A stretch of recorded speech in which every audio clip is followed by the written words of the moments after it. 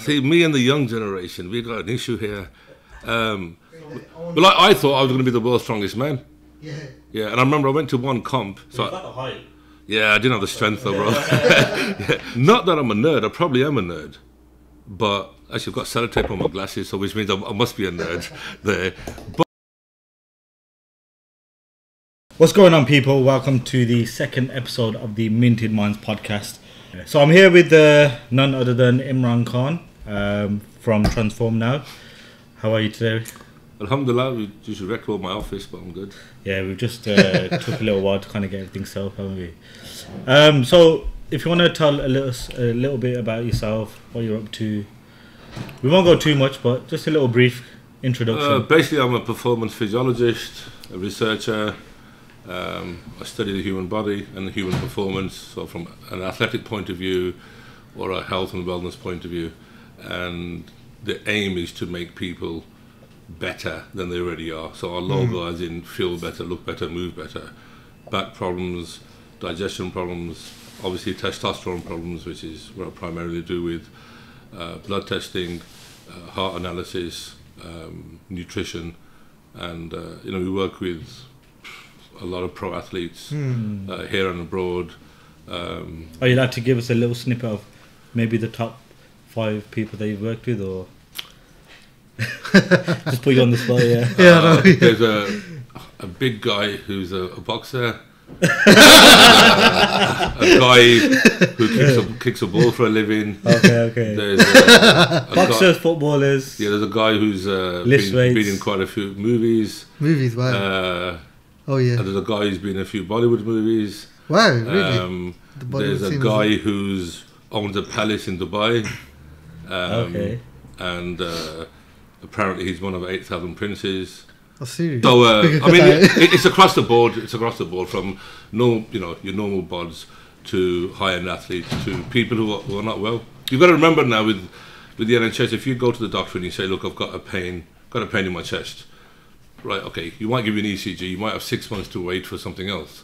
Okay. And with the cost cutting in the NHS, you can't get certain things done. Okay. Now we have a lot of latitude because we're not GPs. We have a lot of latitude, so we can order a test immediately. It might take 6 months to get an MRI for you.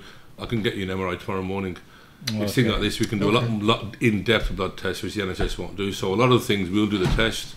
We'll then write a referral letter to go to your doctor now and get him to do this. Plus, we've got on our team, we've got Dr. Ashik, who works 1 day a week in London. To Harley Street, we've got Dr. Ashik from Chelsea Health Clinic. We've got endocrinologists, we've got cardiologists, we've got the whole team. So people will come to us with multiple issues, and then we can get them to where they have to go and really go from. And that's why these like athletes, actors, because they want to get results quick. Well, you've got to remember that an athlete is performing at a high level. Yeah. So if you take an MMA fighter, like, he fights for a living, he hurts people for a living, he also gets hurt. And the training which you have to do, the intensity of training, 6-8 hours a day, you get injured. If you were to do a blood test after the weigh-in and do one after the fight and do one 4 hours after the fight, you'd see massive variations within the hormonal levels. So is that quite dangerous then, is it? Yeah, when you're getting knocked out, of course it's dangerous. I mean, it tends to hurt. But the thing is that athletes, people, they'll see a fight and they see somebody lose and they say, he was crap, he was rubbish, blah, blah, blah. Yeah. They don't see the effort which has gone into that. And you're always, it's one punch away from being knocked out. So yeah, because every time they're going into the ring, bro, they don't know what's going to happen. They could potentially die. Yeah. It's not a pussy game. It's it's a hard game. This is of course. Now you look at bodybuilders, the top end, that amount of training, eating, sleeping to grow. Essentially, you're going powerlifters. I mean, powerlifters have had strokes, they've had heart attacks, they've had blood clots on the big lift. It's a dangerous game. You see a lot of them, they get nosebleeds as well. Yeah, but it is because but to be at the best you're going to be, of course, it's dangerous. I mean, a guy climbing Mount Everest, that's not a joke, is it? And look how many people have died. 2 people died 2 days ago. They found their bodies frozen. Yeah. And the Pakistani guy, isn't it? Yeah. And what the hell were Pakistanis doing on top of a mountain? Their mom shouldn't even let them go. They should stay at home. Now, the thing is that anything to achieve greatness in any sport, it's massive sacrifice. Yeah. It's a huge 100%. Amount of sacrifice, discipline, training, and there's a risk element to it. People who are rowing the Atlantic alone, Richard Branson, when he tried to break the speed record, Yeah. you know, somebody died in that.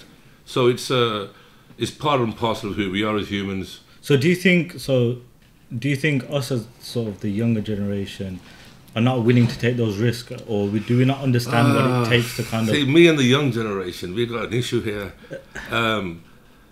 You know, when you think of anybody, be it if you're studying, if you're working, you've got to put a lot of time and effort into it. There's no, of course, there's no easy solution. No, now, if you take a footballer 6, 7, 8, 9 years old, maybe starting in the academy, 10, 12, and then he works all the way to the top, and he's got a short career, retires at 35, 40.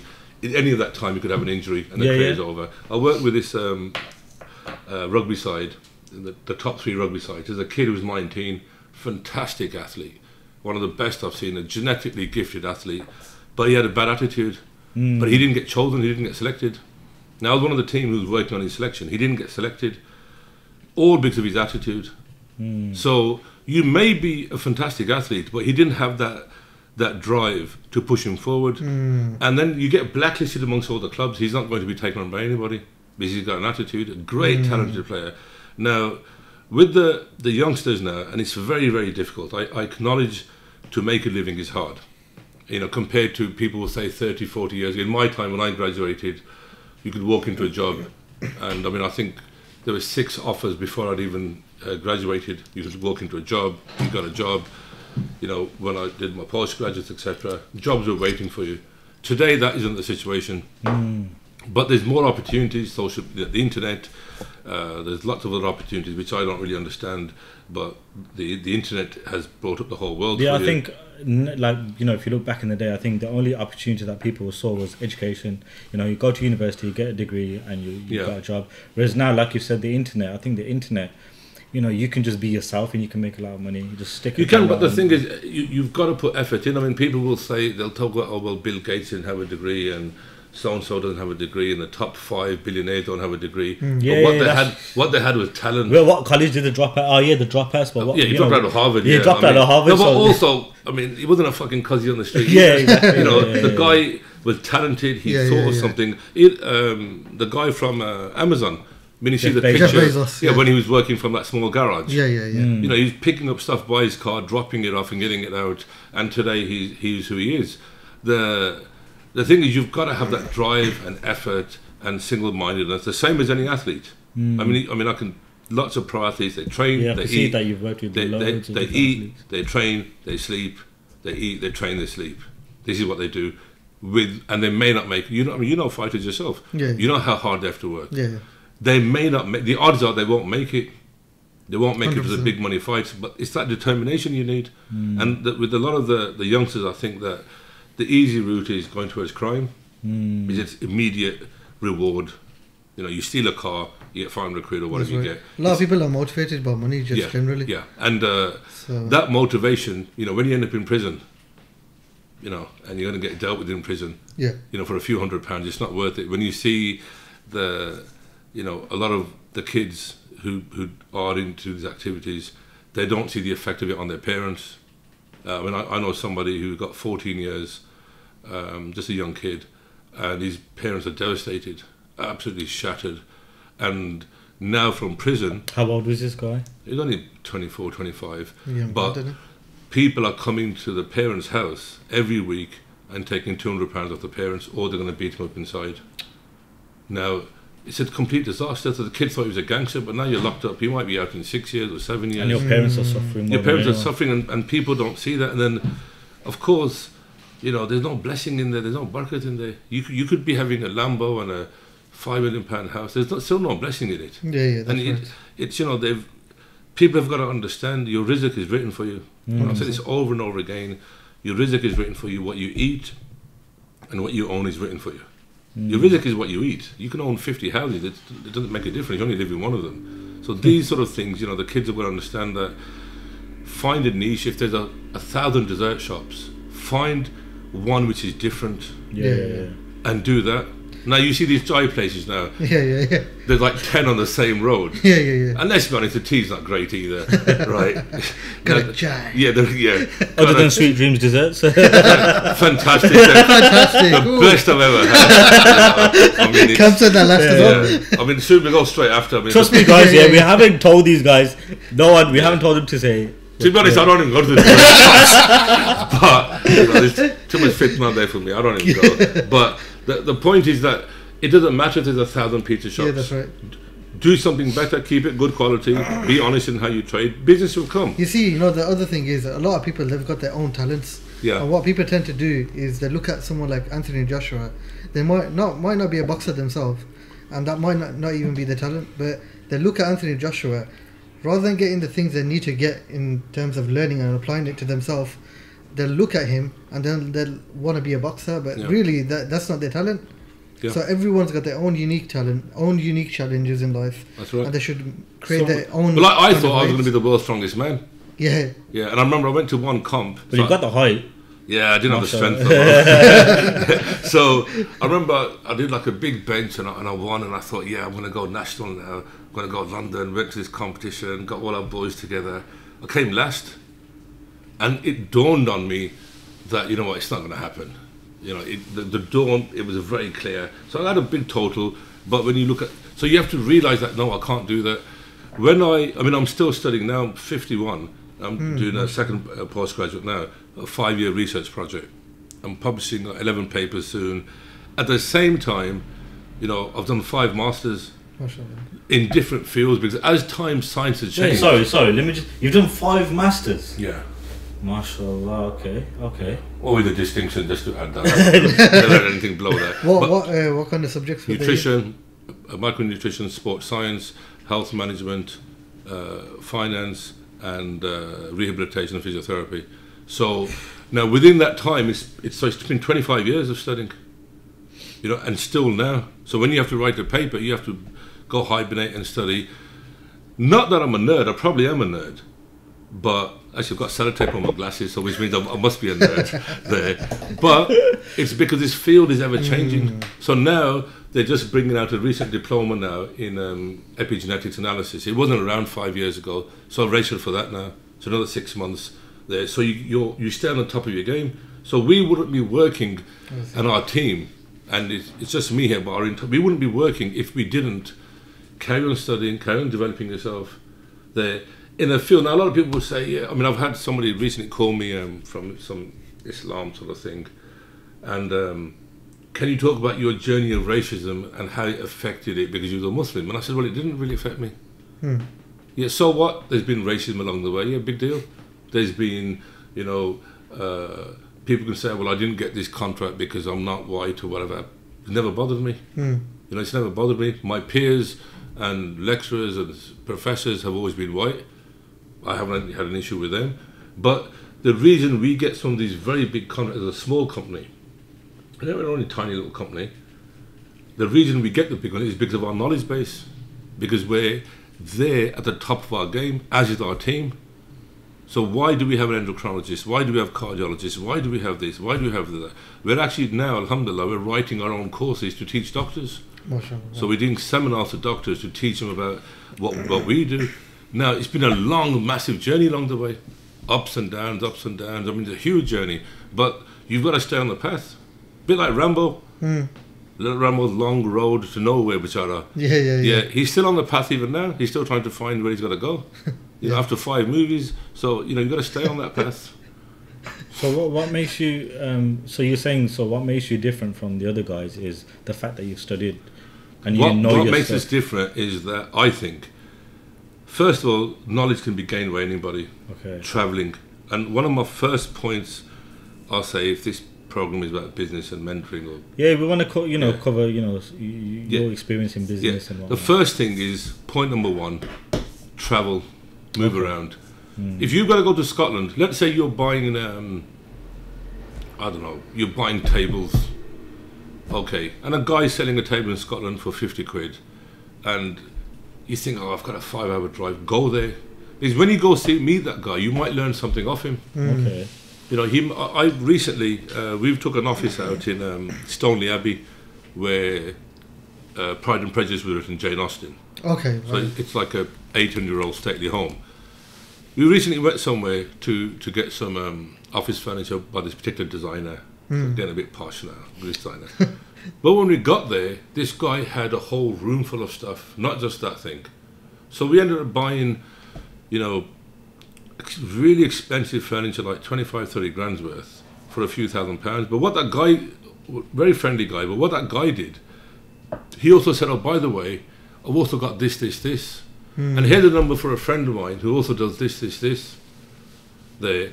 So you've learnt something new. So there's networking as well on the side. But you've learnt something new from that guy. Yeah, So it was a 10-hour journey getting there and back and a nightmare and all this sort of stuff. But you've gone up and learnt something new from him. That's right. Now, when we stay in our bubble, we're in our Small Heath bubble or Alan Rock bubble or Sparkle bubble or, you know, Hodgel bubble. We're not going anywhere. You know, go to conferences, go to events. And I don't mean like your little sort of, you know, samosa event or something like that. Samosa here from Rock as well. Yeah, you know, hospitality. That little sort of samosa event. I mean, like you've got, if you're into mobile phones and there's an exhibition going on in London or Earl's Court or something, go to that event. That's right. Yeah. Pick things up as you go along. Everything is fast changing. You can always learn something from somebody. So, for example, now in genetics was never my field, nothing at all. I ironically started in finance. In between, I even had a shop as well, believe it or not. Now, so genetics isn't my field, but you've got someone who's done a master's in epigenetics. He's 25 years old, twice my, you know, I'm twice his age, but he could teach me something which I don't know. So don't have that arrogance with it, you know, because everybody can teach you something. You pick something up along the whole way, and you know that will complete you in whatever profession you're doing. So in our case now, you know, where we say with our team, it's a one-stop solution. You walk in, we'll do your ECG. Why? Because we've got a cardiologist to write the report for you as well. You've got a hormonal issue, no problem. We've got our nurses. We've got the endocrinologist sitting there as well for you. Right, nutrition, yeah. Qualified nutrition, registered, okay, yeah, we can do that for you as well. Back problem, yeah, no problem, we're certified to do that as well. So why are we sending our business elsewhere? Now, we've actually took the downstairs on, we're setting up a DNA lab and a blood testing lab downstairs. So we don't even have to use any lab, it's all completely in-house. And the other thing is, point number 2, very important, I think, don't be greedy, share the cake. Yeah. I think that's there's quite enough important. cake for everyone to take. Even the crumbs are enough. Yeah. Okay. Don't be greedy. You bring a partner in. So what we'll often have, we'll say this with, you know, the opening quite a bit we hear, you know, falling out with partners and things like this. Oh, well, I'm doing 90% of the work, he's doing 10% of the work. It doesn't matter. He's 10%, maybe worth more than you're 90. Yeah, that's right. Now, if you're making money and you start making money, don't cut him out. I think it's quite important that before you go into business with someone, you got to establish your kind of roles within the business and see a solicitor, draw a contract out. Look, it's just so nice to put it into paper first. Write it, put it onto paper so you have an agreement amongst yourselves. And then read the rest, talk Allah. Don't get carried away with, you know, I did this today. Or, I mean, I remember there was a dispute recently, somebody was telling me that, you know, I'm the one who's always buying the coffee and the biscuits and stuff like this. I mean, you're running a business. If you're being bitter about a fiver, take it out of petty cash. Yeah. Make an agreement, we're going to put £50 a week into petty cash and use that money. Yeah, because otherwise you're going to ruin your relationship. Well, that's exactly what happens. And familiarity breeds contempt. You're seeing the same face every day, and eventually if that face starts annoying you, and then the way that person eats starts annoying you, his face looks stupid, the way he talks looks stupid, he looks stupid, you start falling out, it causes problems. Well, what would you do in that situation then? Because if you are in a business with someone, because I see, like, if you're in a partnership with someone, it's like a marriage, isn't it? You're literally there, stuck together. Yeah, the problem with the marriage, right? I mean, I don't know, my marriage might be worse, I don't know. The thing is, a partnership, the first thing is, look, it should be written down as to what the roles are. That handshake is, because even the sunnah is to write it down. Okay, so if you borrow somebody money, the sunnah is to write it down and set a time period to when you get that back. So the first thing when you work in a partnership, in any new business, it may fail. Yeah. Yeah, Okay, of course. so it should be Yeah. very clear. You're putting in 5 grand each, 2 grand each, 10 grand each, whatever you're putting in. It should be very clear what you're doing and what the role's expected. So if you're supposed to be doing the mornings and he's doing the afternoons, that should be put down so it's clear. So both know what their parameters are and what the not to cross the line. And the rest is quite simple. And then you just stick to the agreement. If it has to change, talk about it. Yeah. I mean, what you find quite often is that when people set up, as they start doing well, the problems start. Because then, why should I give my share of the money out? And this is the problem start. But you have to work in teams. You know, there's plenty of work out there for everybody. You know, and when you start, I mean, if you look at years ago, there's countless examples. I mean, you know, it used to cost 4 or 5 grand to open a phone shop up. Today it might be costing 20 grand, I don't know, to open one up. But people made an income, they've still got those same shops now, 25 years later, they've been bringing up their families on that money. Now, the people who've done well are the ones who still have that same team with them. Yeah, that's right. You know, if you're going to fall out over a couple of £100, there's a serious problem. You should never fall out with someone over money, ideally. Yeah. Put it into paper. If they renege on that agreement, you can go to someone and say, look, you know, this is what we agreed. And hopefully common sense, bring a few elders in and try to sort it out, you know, instead of kicking his head in or something. You know, there's lots of better ways to sort it out. And don't be greedy. You know, don't be greedy. Share that cake. That cake is around for everybody. The bigger team you have, the more things you can do. That's right. You know, so when you're here, you might be thinking there's only 2 or 3 people here. We've got a team of about 12 people up and down the country, and everybody gets a cut. So how do you keep the communication up between yourselves? Things called telephones. You know, hello, cuz, how you doing? Yeah. No, but it's because we've got rules. This is what your job is. Your job is to do this. Your job is to do this. Your job is to do this. So, for example, I have on the orders we get, I have somebody comes in every day, 3 o'clock, take the orders, go to the post office, get the receipts, update the systems, email all the clients that this has happened. That's the role. That's what we've agreed. That's what you're getting paid to do. As long as you're doing that, why would I be upset? Or I mean, she's even probably come and gone without even saying hello. I don't need her to say hello to me. Yeah. Do your job and see you later. So you don't keep everything. You know, familiarity does breed contempt. Keep to the roles they're doing. So you know, there's some great partnerships and some great friendships, and they've lasted, you know, for decades. Why would you want to spoil that?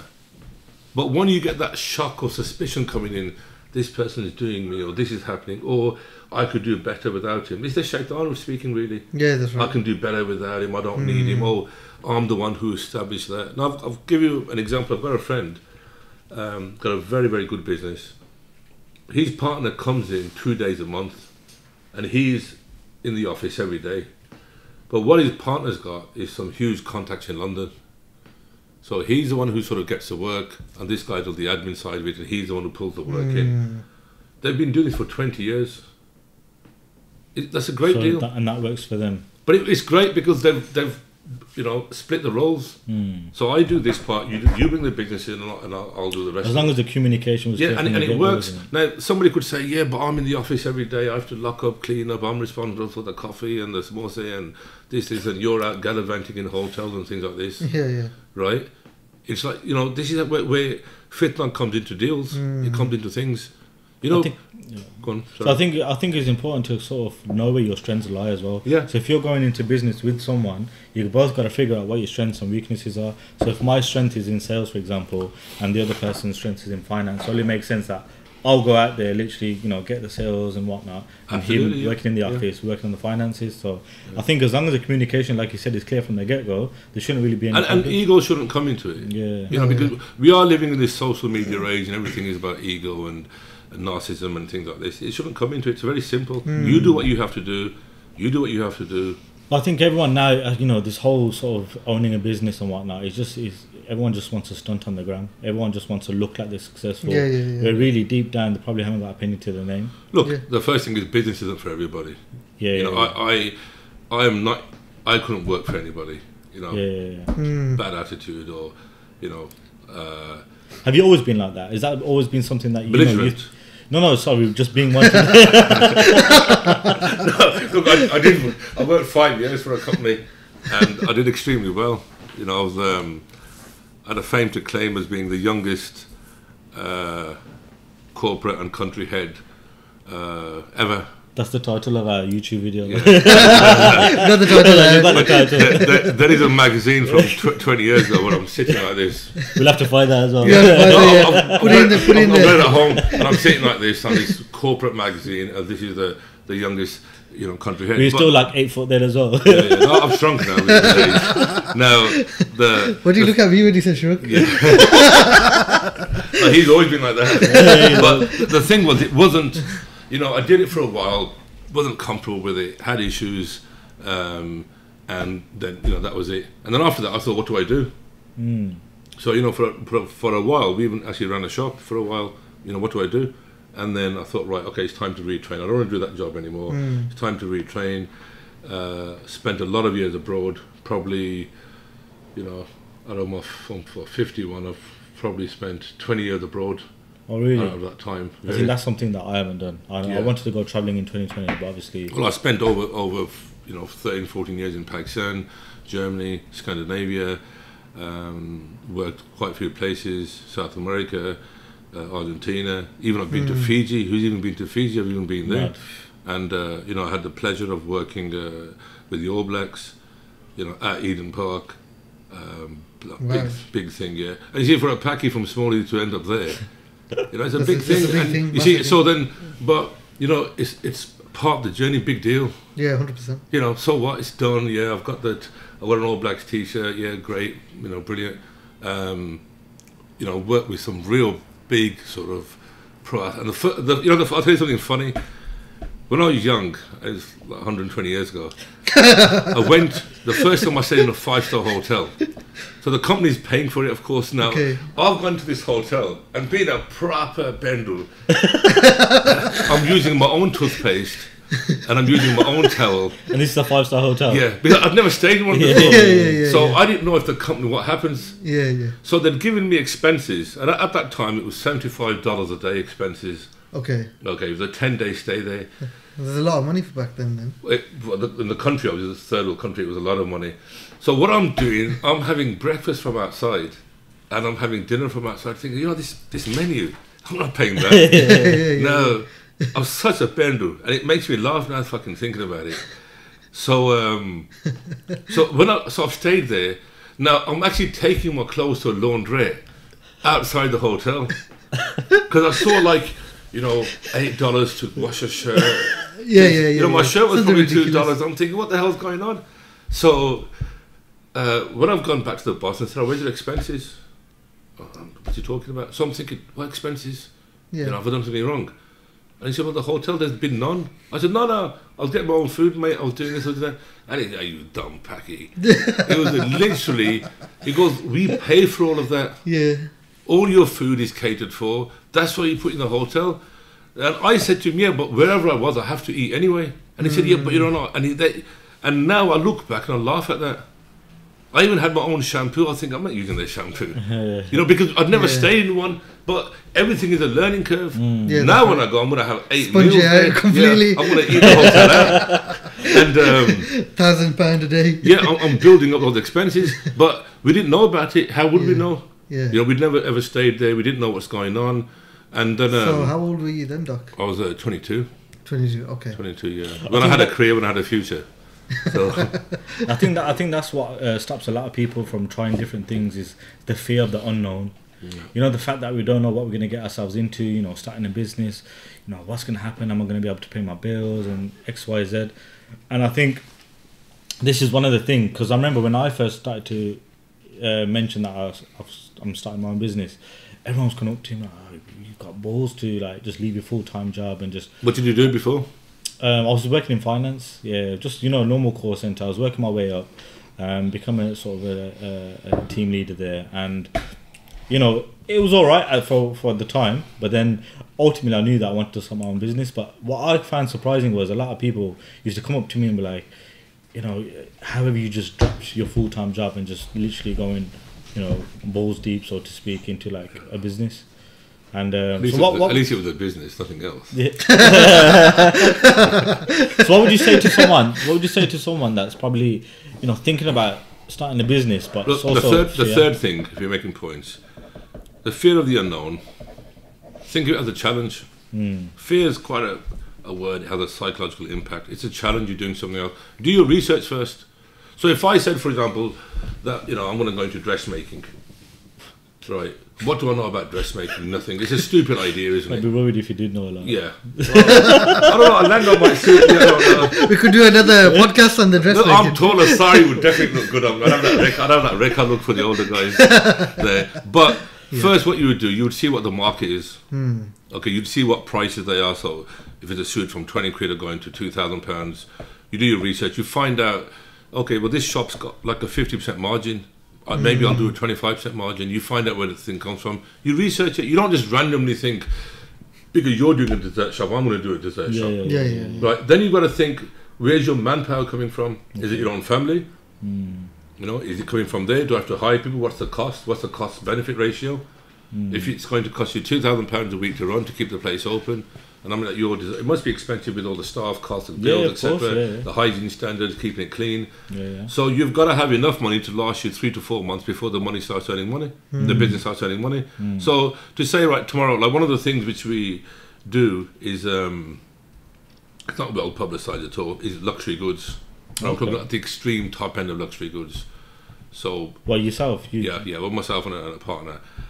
You do what, sorry? Luxury goods. Oh, you sell luxury goods? Yeah, Bugatti Chiron, diamonds. Do you? Okay. Yeah, I mean, yeah.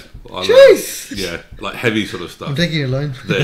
Now, so we have agreements with people, the suppliers, the quality check, etc., and you act as a middleman and you sell them. Okay. Now, so for example, a watch might be £400,000. Okay, heavy watch, 400 grand. Imagine spending 400 bags on a watch, bro. I can show you a watch which is 1.8 million.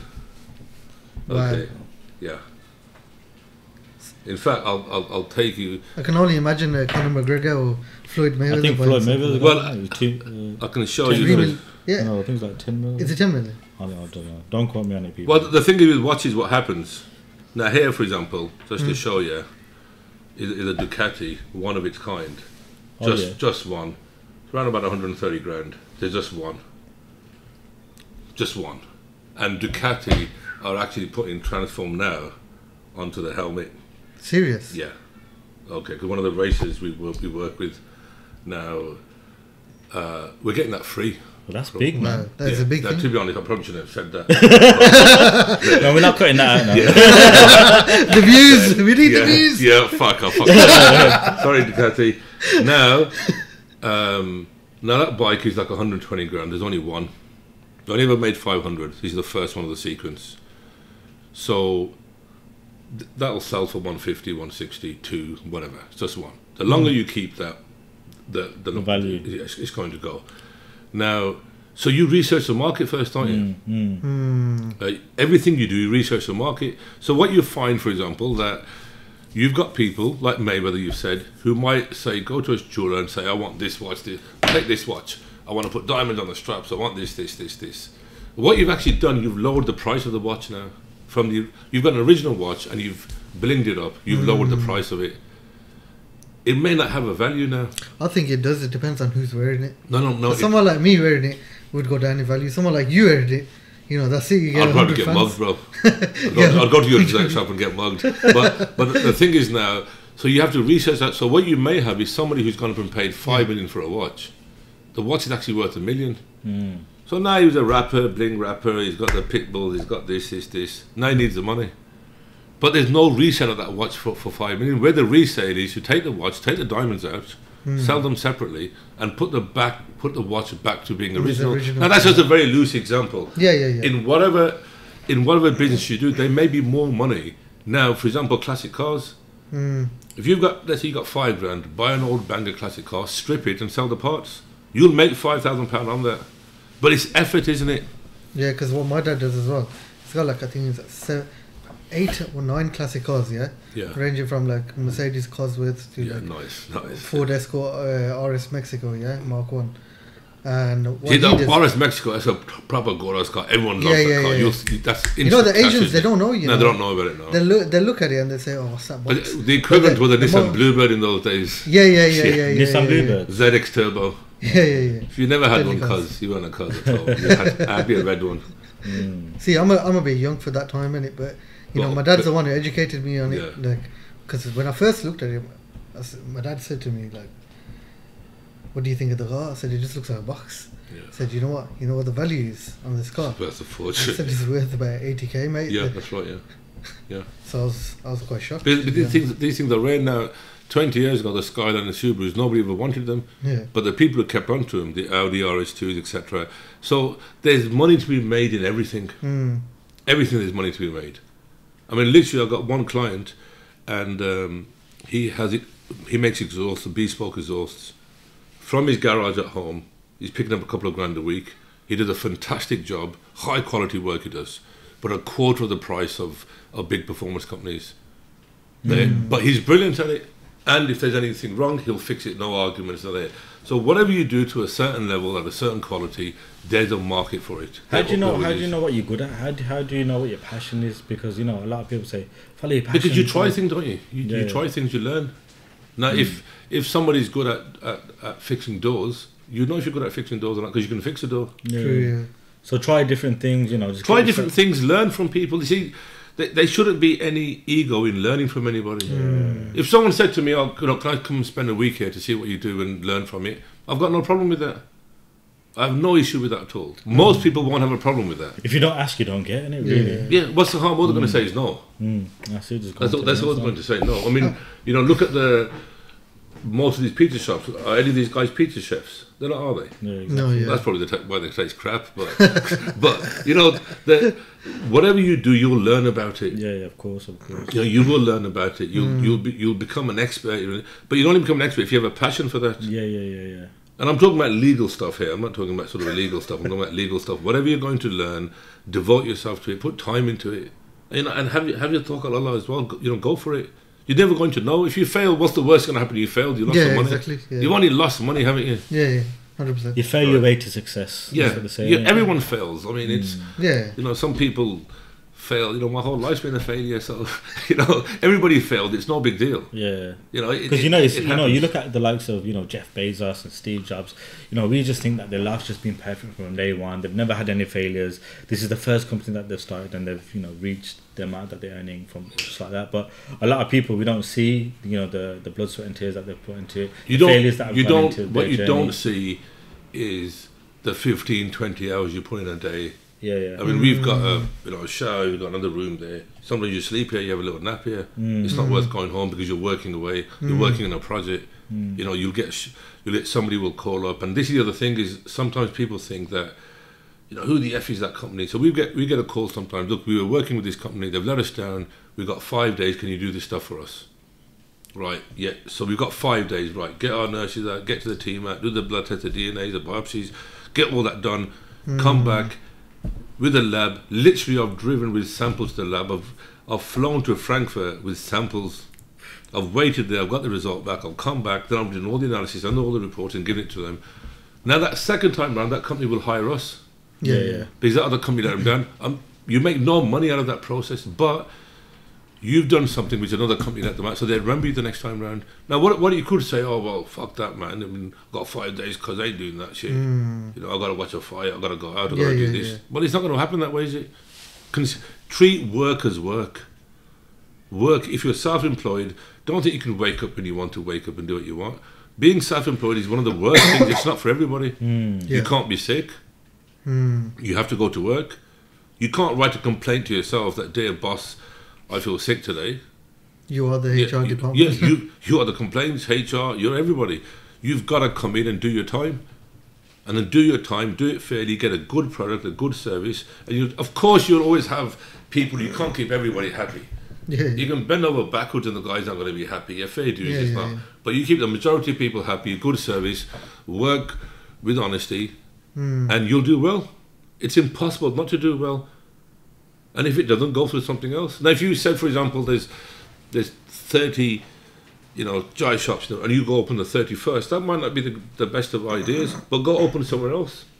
And one of the things you see with the agents, you see one guy doing one thing, we've all got to flock onto it. Yeah. You know, because he's doing that, all the other cousins, you know what, I'm gonna do the same. I'm gonna do this. I'm gonna do that. It's ridiculous, to be honest. That's why it's quite important to find your own abilities. Find your own niche. Discover your own find talents. your own niche. Yeah. You know, and also, especially when Amir Khan, sorry to cut you off. Yeah. See, when Amir Khan, you become a boxer. Yeah. Seeing all the Asians kind No, of but that's jumping good. on the I think that It is good. It's inspiring. It is and it's like inspiring. looking at Amir Khan But and you what- think, you know, Look, until you know, you watch a Rocky movie, that's it. It's true. You know what I mean? But then, but at the same It's time, good, but if you know you're not a boxer, just make sure you if you stay know off, you're that boxer, with like I'll be honest with you, I got Amir Khan, inspired. make sure you stay off Skype.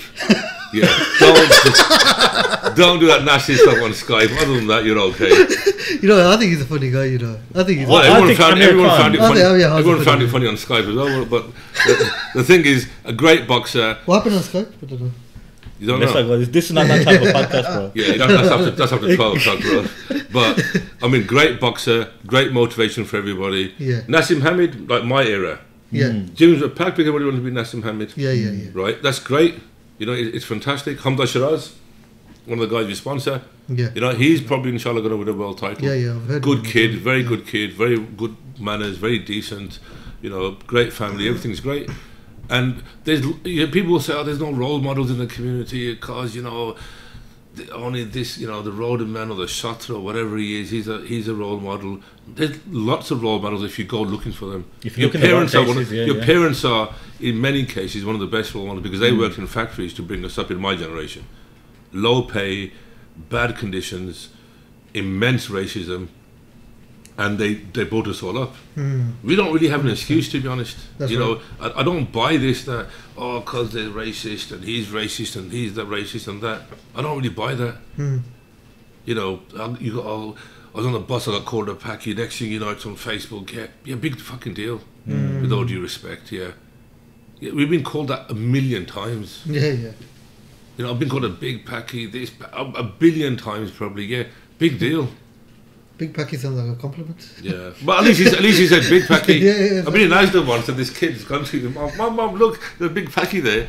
And I thought, at least he said big, he didn't say like a little. Yeah. See, I like that positive. Yeah. No, but the thing is, what can you do about it? Yeah, you can't do it. You know, what are you going to do is start crying about it. Yeah. Yeah, so they've said that it's a 1 second, it's gone. The guy's ignorant, he's stupid. Yeah. You know, I wear glasses, somebody says you're 4 eyes, yeah, okay, so what? Yeah, big deal. What difference does it make? Yeah. You know, if you come and punch me in the face, then it's going to be a different story. Yeah, but, you know, put things in perspective. You know, even in our community, we're not all angels. We do stuff as well. No, 100%. We don't get the Illuminati or the Zionist squad coming down Smallheath and leaving all the mattresses on the corner of Grange Road, do they? It's not some undercover policy to put rats there. We're dumping those mattresses there. So you know what? Put things in perspective. Calm down, everyone. I like your take on it, man. No, but what else can you do? Yeah, You know, we're older. We've been there. We've seen they've done it. I've been. You know, once there was. I went to Brussels for a conference, and I was one of the speakers on this conference. So I've got in the hotel again, like a parent do, 5-star hotel. Look at all these lights there. So I've got my suit bag, got my other bag, and believe it or not, I've got a box of kofte wrapped up, which I'm going to eat that night because I thought, what to go for all food there, or I don't know, whatever. Wow. Yeah. And I've actually got that with me as well in my Mohammedi food bag, the store bag. So as I've got there, the concierge has gone, oi! You know, he said something in whatever language it was. And I said, English. He said, how many times have we told you the drivers have got to go through the other entrance? Oh, no. Right? No way. And so I said to him, no problem. You know, went up, checked in, whatever. When I was at the conference hall, now I think I was the third speaker. As I went back to walk in, a guy's put his hand there. And if I've got a suit on, the problem is I look more like a bouncer with a suit. And he's gone and put his hand there and he said, you know, wait, what are you doing? So I've showed him, actually I'm the third speaker here. And he was like, I'm really sorry, this, you know, you got to understand. I didn't get offended, no big deal. I said to him, no problem, I'm really sorry. Carry on apologising, I'm really sorry. So when I went up, I put this part into the little talk I was giving, and it was about performance and health and hormone therapy and things like this. So I said, you know, I gave the example that, so now I was walking in here, this is what happened, made a joke of it. Now, that guy didn't know me from Adam. you know, he's seen a big guy, and I'm in a suit, like I said, I look more like a bouncer. You wouldn't think that this guy's going to be speaking here. I wouldn't let myself in, if you know what I mean. And he just made a comment, and that's it. I mean, how does that affect me, really? You know, if the guy was an idiot, let's say if he was being racist, he's an idiot, big deal. What do I do about it? Because my objective is I've done the talk, I've done the thing, and you've got to move on. And I'll put this example in before everybody rips my head off. It's the same thing with sort of this depression, anxiety. Sort of, it's got very fashionable now. Now, I'm not denying mental health. I'm not denying, you know, bipolar and schizophrenia and all of these sort of things there. But it doesn't mean it becomes an excuse for bad behaviour. You're walking around with this badge that I'm depressed and I've got anxiety. Yeah, and to get out of it, what do you have to do? You have to move on, don't you? You've got to move on. Surround yourself with positive people. If somebody's negative, you know, and I say this, if you're sitting with a whole bunch of miserable fuckers who make you miserable, move out from that situation. Yeah, because inevitably you're going to be miserable. And if you see that people are hating on you because you're doing well, get rid of them. Get rid of them. Get rid of them. 100%. Move on. There's lots of positive people around. There's lots of good people around. And I say regardless of age, there are lots of good people around. There's lots of positive people. Spend time with them, learn from them, work together. Who knows, 5 years from now, I might have a chain of Transform now. Dessert shops, sugar-free, protein-based, steaks. We don't know. Nobody knows anything. Nobody can dictate the future. Yeah, of course. Who knows? You know, maybe 5 years from now I'm driving an Amazon van. Who knows? Nobody knows. Who knows? I might be in the diamond game with you tomorrow. I don't know. Yeah. Who knows? Losing it. Who knows? I mean, nobody knows anything. And you know, the future we don't know. Plan for it the best as you can. And again, leave the rest up to Allah. That's it. Well, I was going to ask you, what's your take on the term "fake it till you make it"? You know what? These are these new kids' terms. I have no idea. I have no idea. Fake it until you make it. Fake it till you make it. I thought that's what women normally do when they got married. I have no idea, bro. What does that mean? So basically, is that putting your mate's Lambo on? Yeah. So, you know, like on the social medias, these forex traders. You got a lot of people that are stunting. They wanna portray this image that they're successful. Is that what it's called? Yeah, I don't know. stunting. Yeah, stunting or I don't know. Yeah, I'm too old for that. They just want to they just want to basically portray this image that they're so successful, but you know, show success. You know, it's a lot of shit, isn't it? Let's be honest. let's be brutally honest.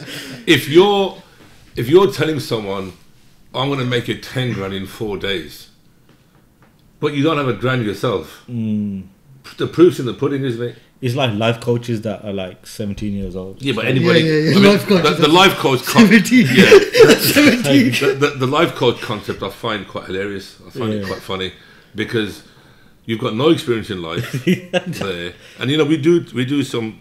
Ironically, and I say this ironically, we do a bit of like marriage counselling with couples and sort of ideally so they don't get divorced. Ideally so like you can, on a serious note, I'm putting my serious face on.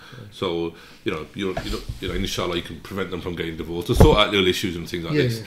There, what the hell would an 18-year-old kid advise me? You know, unless it's Mike Tyson who's won the world title. Yeah. What would you freaking advise me? And half this stuff is, you know, because we're all looking for validation. Yeah. You know, everybody wants to be liked, number one.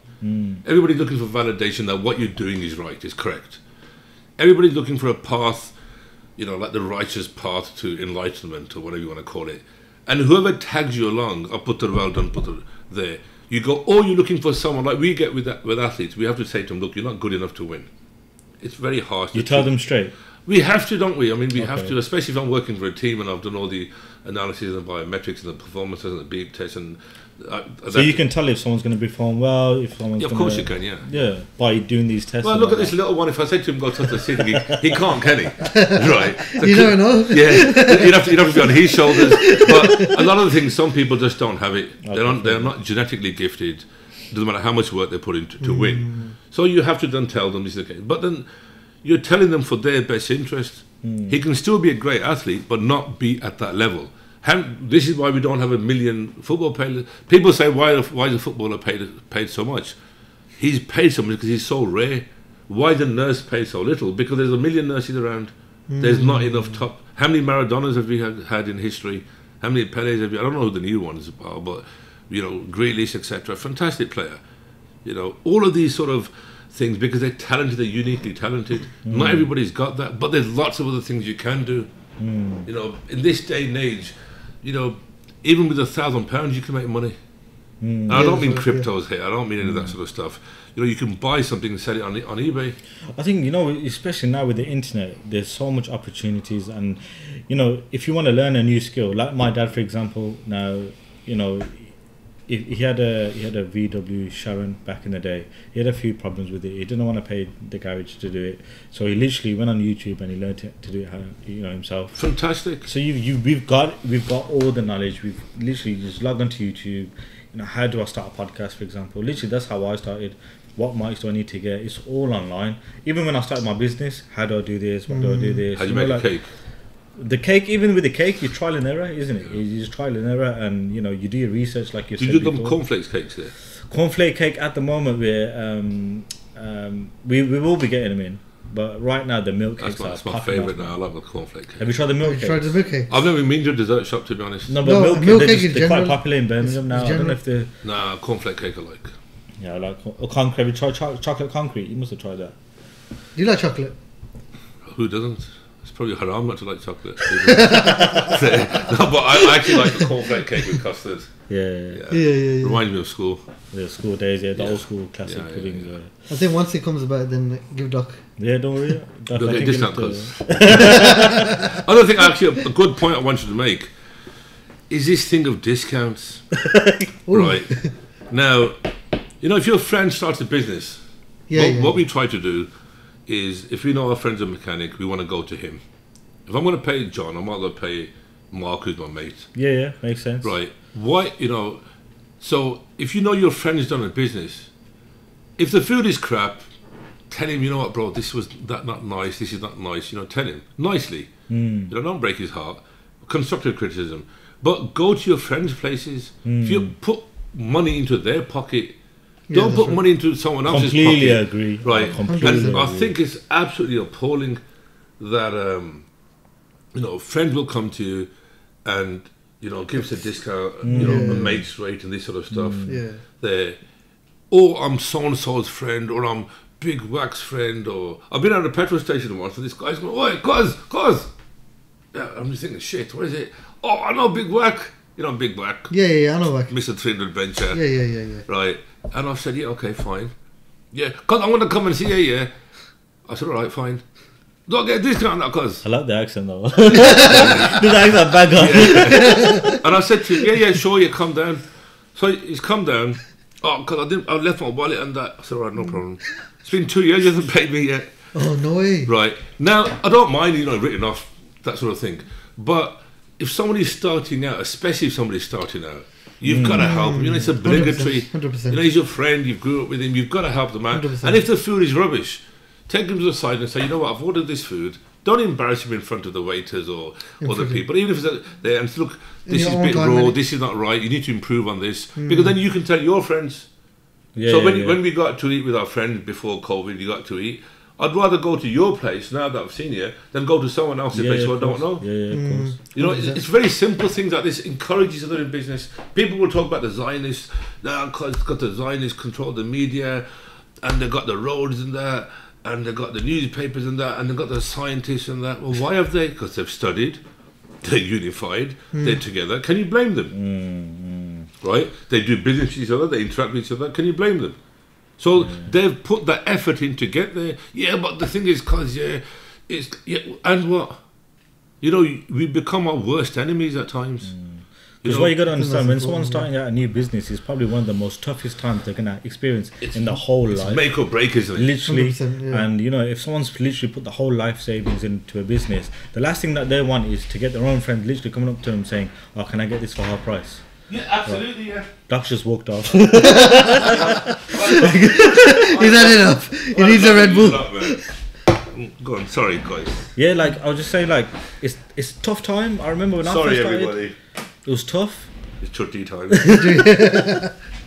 Yeah, I mean it is tough, it's very hard, and when you first start off, you need your friends to help you out. Yeah, 100%. That's the point of friends. There's no point, you know, when you've got successful and other friends want to know you. You want to be there from the start. Yeah. And when we started off, you know, alhamdulillah, we had some great friends. They encouraged it. They helped out from the painting to doing the place up. And I'm eternally grateful for that. There was even a time where somebody, unfortunately stole a lot of money from us, a considerable amount of money, and it went really bad. So, friends helped you out. I didn't have to ask; they offered it themselves. So you get through that bad patch. A huge amount of money went, and they helped you through that bad patch. So you're eternally grateful for them because they did that for you by sharing your friend's post about his business. It doesn't harm you. It doesn't affect like your glory or your arc or your shine. It doesn't affect you. Share their posts. If you're going out to eat, take your friends out there to eat. If the guy's a mechanic, take your cars there. If he does painting, decorating, use him. Yeah, because last year when I opened the bed factory, we were on about it earlier, and first thing when I opened it, I expected my friends to kind of, certain friends to help me out. I did have certain friends, a lot of friends, Abdul and then the rest of my friends. Yeah, they helped me out within the business. But then there was like certain. I need a bed. No. Then I had like certain friends. Yeah, they'd specifically ring me. Yeah. They wouldn't talk to me for ages. I had this one friend. He didn't talk to me for ages, and he found out that I opened the bed factory. Called me, gave me a call. Oh, congratulations on your business. By the way, how much is a bed, bro? So I told him. I gave him the proper price, and then he said, "Oh, well, I can get it for this much from this factory." And I'm like, where do you go from there? Yeah, that's the thing, isn't it? It's ridiculous. I mean, of course, if this is selling for a tenner, and my friend opens shop is selling for £25, it's ridiculous. Right? But try to help your own out. Yeah, that's right. Try to help your own out. So that moral support by your friends coming in, it's a psychological battle, isn't it? You put every penny you've got into it. You don't know if it's going to work or not. Get your own guys who try to help you out. Even mentally, you can take it out. Yeah, that's right. Even like sometimes the best hot guys, you smile at someone and just give them a call, ask how they are. Yeah. It's the smallest of things which will make a difference. It doesn't have to be anything big, but try to help it out. And if you're looking at other patterns and people are saying, well, like Tamils are fantastic businessmen. They came, Tamil refugees. They came here, petrol stations across the businesses, the grocery. Look how close they are. Other subsections of the community, and again, people will talk about, the Zionists and the Jews. They do this. You know what? It's for a reason, isn't it? They're close together. They work together. They encourage each other. They develop each other. Why is everybody hating everybody for? If you've got a Lambo, great. Alhamdulillah, I'm happy for you. Right? This thing is like this hating thing. It didn't. I don't think it existed in the 90s. I don't remember it existing. But if your mate bought a house, we'd all go down. Everybody would paint it. Someone does it. Everybody would do it. If your mate went to buy a car, you'd all go to buy a car with him. Yeah. You'd help him out if he's a few £100 short. No one thought anything about it. There was no such thing as calling. If you were putting a garden shed up, you wouldn't hire a carpenter or you're doing the lawn. Everybody would turn up on a Sunday. You used to help each other out. Yeah. You must remember from your father. When you painted the house, somebody's going to come and help you put the wallpaper up and that sort of stuff. Your dad would be there shouting at you, giving orders. That used to be the normal way, but everything seems to have changed now, and not necessarily for the better either. And again, I'm not being cocky or arrogant here. Your business, anybody's business could go down tomorrow. Look what's happening during COVID. Nobody knew anything there. But try, to work together. Try to, to keep it sensible. Honesty is very important in business. If you're selling, this bottle and it contains 50 tablets, don't put 45 in there. Because you'll get caught out sooner or later. Quality, charge for it. If you're an expert in your field, charge a premium. Yeah. That 25, 30 years of studying, all those university fees and etc. There's a premium on that. Yeah, of course. You get charged for that, but do a good job. Doc, final point before we wrap up this podcast. So obviously we've been through this whole lockdown situation for about a year now. How's it been for you yourself, sort of navigating through that, and what are the tips that you can give people out there? Don't get COVID for a start. Look, I don't know. Look, it's been up and down. Of course, it's been up and down. It's what you do. Do you shut down? Do you moan and cry and bitch about it? Or do you carry on with it? What do you do? You know, is when you're running a business, you've got to keep the cost as low as you can. It also includes your personal costs. Yeah. Okay, so there's no point. That's a good point. Very good point. I'm going to go to Dubai here and my little fake watch and my fake Versace and, you know, just take a picture next to the business lounge and go up to economy there. Keep your costs low. The 50k bands. Yeah, exactly. Keep your costs as low as you possibly can. Okay, during lockdown. Keep it low. Don't I'm getting this business grant because you don't know what's going to happen. We don't know. We don't know if there's going to be a big surge in business, if it's going to be a drop. Nobody knows anything. This is the only the time in my life where who would have thought there had been a global lockdown. Nobody. If we'd said last December or the previous December this is going to happen, I would say, yeah, of course it's not. You'd be laughing. You know, nobody would have thought about it. So, you know, persevere in what you do. Now, I know it's been hard. A lot of businesses are shut. They've been struggling, but keep your costs low. You know, you want that car on finance. Don't.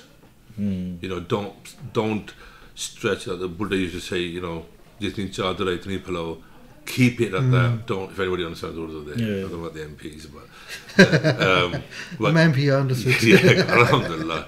Right, but keep that. You know, keep your costs as low as possible. Yeah. Right. Don't keep costs extravagant. Keep them as low as possible. Invest whatever money you've got back into the business. If you've got a 10 grand grant, don't go buy yourself a car. Yeah. You know, you're not getting that money back again. Taxes might change. Rules might change. That income has to be put. That grant is put into your income. You might get a big tax bill next year. We don't know what's going to happen. All sorts of things. So just persevere. Now, if for the people who have generally lost their businesses or they haven't got enough to survive. You know, and if they have to restart again, just be positive as much as you can.